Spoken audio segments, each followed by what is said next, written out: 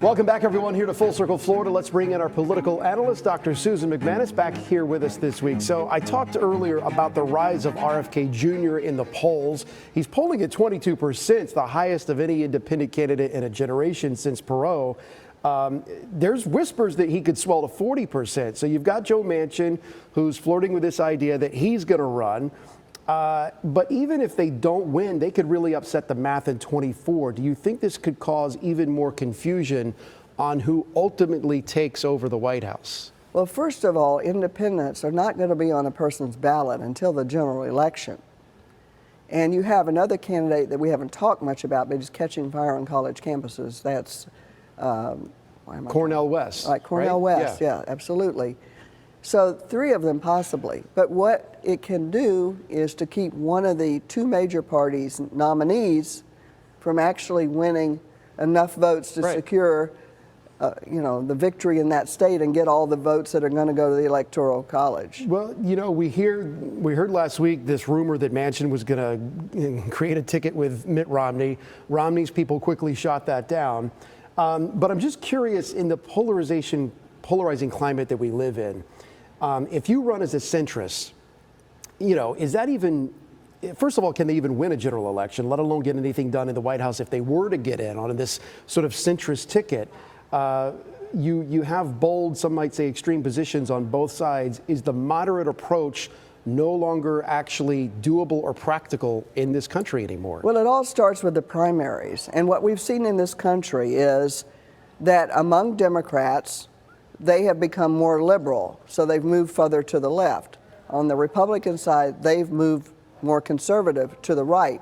So you nominate people that are already more ideologically pure, so to speak, and that makes it particularly difficult for a centrist to enter the picture because obviously more people identify with one or the other party. Well, you know, and according to the recent Gallup poll that I kind of based this story on this week, the idea of a third major party seems to be more popular with Republicans than Democrats. 58% of GOP respondents say it's needed. That's up 13 points from last year. My question to you is, do you buy that Republicans are calling for a third-party candidate more than Democrats are? It just seems like there's just as many Democrats who are dissatisfied with Joe Biden and are really concerned that he either will lose in 24 next year, no matter who runs against him, or he won't physically be able to do the job to fill out his term if he does win again. Well, more recent polls are showing that the real split is generational. The group that is most in favor of a third party is anybody under age 40, your younger voters, regardless of which way they might lean. They are in favor of third parties. What people don't understand is Florida, for example, has 13 minor parties, 2 major parties. We actually have 15 parties in existence in Florida right now.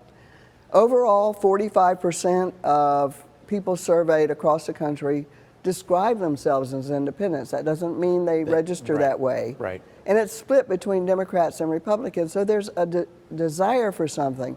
But the most important statistic of late is that when asked if they thought an independent could win, not that they might not like one, right, almost 2/3 say probably not within the next 25 years. Right. So they want something different, but they're realistic that under our current system, it's probably not likely to happen. Right. A lot of people hold their nose when they go in the voting booth and they pick who the lesser of 2, basically. Yes. Interesting read this week in the Business Insider. I'm going to quote the article here. Economic and societal power in the U.S. is shifting away from colossal coastal cities like New York and San Francisco. And essentially, the article concluded that the cities of the future are Houston, Dallas, Nashville, and Miami, becoming the next hotspots. What do you think is driving that migration? Is it politics or how states with those cities have set themselves up economically? Some of each, but also demographics. But the sectors where you're seeing the most growth in the South would be the healthcare, the finance, and energy. And when you think energy, you think Texas.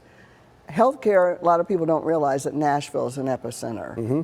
And you think, you know, finance, Miami is becoming the financial kingdom practically of. The head of Citadel this week said it's going to overtake New York. But they also have moved here because of low taxes, less regulation, and a larger workforce. The younger people moved here, all the above, and sunshine. Yeah, well, they're going to need some better infrastructure down there because every time it rains, it floods in Miami. Dr. Susan MacManus, hang with us. Still to come on Full Circle Florida, our final thoughts on the week that was and what's ahead.